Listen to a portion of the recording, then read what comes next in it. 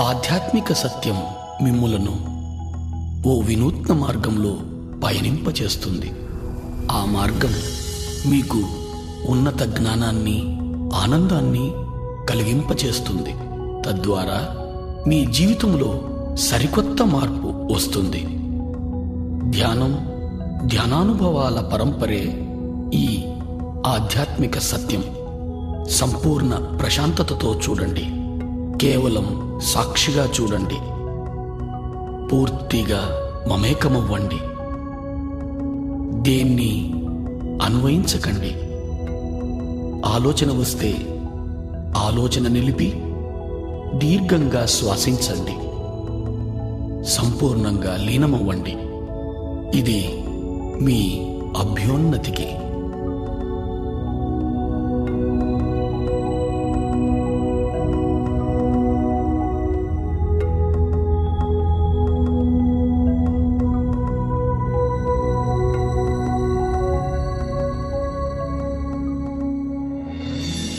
ఈ మహావిశ్వంలో మన ఉనికి అణుమాత్రమే. ఇక్కడ మన అందరి తాపత్రయం మంచి ఆరోగ్యం, సంసారం, సంపద, శాంతి, జ్ఞానాల కొరకే. మొత్తం మీద అన్ని సమయ సందర్భాల్లో ఆరోగ్య, ఆనందమయ జీవనం కోసమే మన తాపత్రయం. అయినా దాన్ని మనం పొందగలుగుతున్నామా? తప్పక పొందగలం.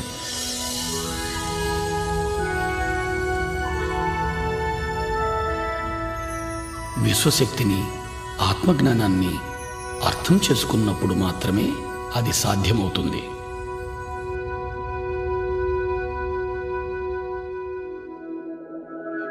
ఇప్పుడు విశ్వశక్తి గురించి తెలుసుకుందాం.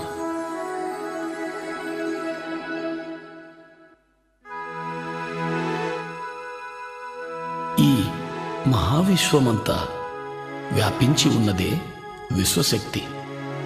విశ్వంలోని గ్రహాలు, మనుషులు, చెట్లు, అణువులు, పరమాణువులలో మరియు వాటి మధ్య ఉన్న శక్తే ఈ విశ్వశక్తి.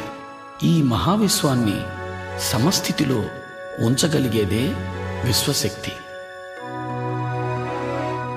విశ్వశక్తి ప్రాణశక్తిగా కూడా పిలువబడుతూ ఉంది. మన అభ్యున్నతికి మూలం ఈ విశ్వశక్తి. మన నడత, నడవడికల ఆధారం ఈ విశ్వశక్తి. మనలను నడిపే ఇంధనమే ఈ విశ్వశక్తి.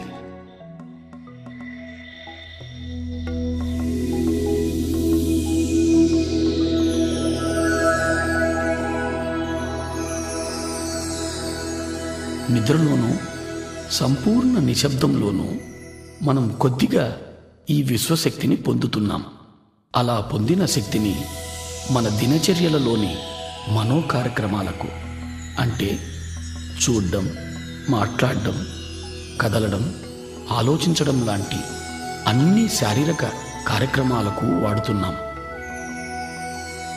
నిద్రలో పొందే ఈ పరిమిత శక్తి మన అన్ని పనులకు సరిపడదు.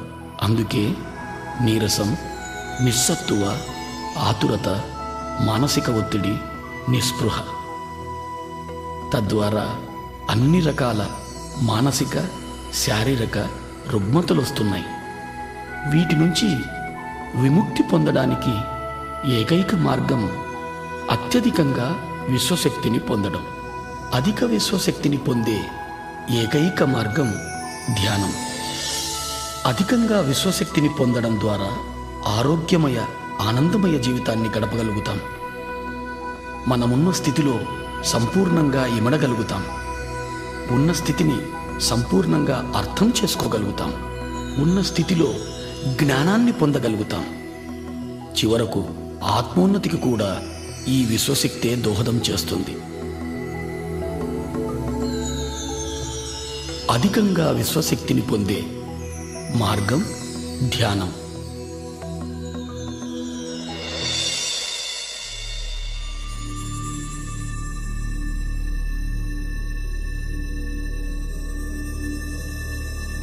నిద్ర ఎరుకలేని ధ్యానం. ధ్యానం ఎరుకతో నిద్ర. నిద్రలో పరిమిత శక్తిని పొందుతాం, ధ్యానంలో అపరిమితంగా శక్తిని పొందుతాం. ఈ శక్తి మన శారీరక, మానసిక, బుద్ధి, ఆధ్యాత్మిక శక్తులను ప్రభావితం చేస్తుంది. ఇది మన అతీంద్రియ శక్తులను కూడా ప్రభావితం చేస్తుంది. ధ్యానం ద్వారా మనం పొందే శక్తి వల్ల శారీరక ఆరోగ్యం, మానసిక ప్రశాంతత, ఉన్నత విచక్షణ జ్ఞానం పొందుతాం. మహాద్భుత జ్ఞానాన్ని పొందడానికి ఏకైక మార్గం ధ్యానం. దైనందిక జీవితంలో కూడా అత్యున్నత స్థానాన్ని పొందడానికి ధ్యానం ఎంతో దోహదం చేస్తుంది. ధ్యానం అంటే మరేమీ కాదు, ఎరుకతో మనలోకి మనం చేసే ప్రయాణం. ధ్యానంలో మన చైతన్య పదార్థం శరీరం నుంచి మనసుకు, మనసు నుంచి బుద్ధికి, బుద్ధి నుంచి ఆత్మకు ఎరుకతో ప్రయాణం చేస్తుంది. ధ్యానం కోసం మనం మొదట శరీరాన్ని, మనసును నిలువరింపచేయాలి. అంటే శారీరక కదలికలను, చూడటాన్ని, మాట్లాడటాన్ని, ఆలోచించడాన్ని నిలిపివేయాలి. ఇప్పుడు ధ్యానం ఎలా చేయాలో తెలుసుకుందాం.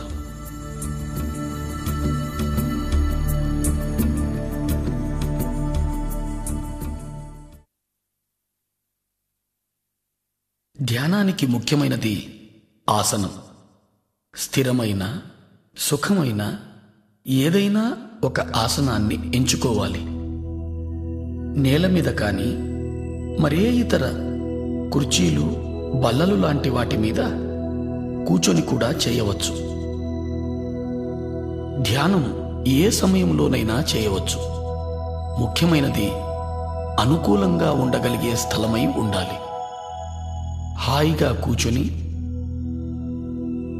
కాళ్ళు రెండు ఒకదానితో ఒకటి చేర్చి, చేతి వేళ్లల్లో వేళ్లుంచి, కళ్ళు మూసుకొని లోపల కానీ బయట కానీ ఏ శబ్దమూ చేయకుండా, ఏ మంత్రమూ జపించకుండా శరీరాన్ని పూర్తిగా తేలిక చేయాలి.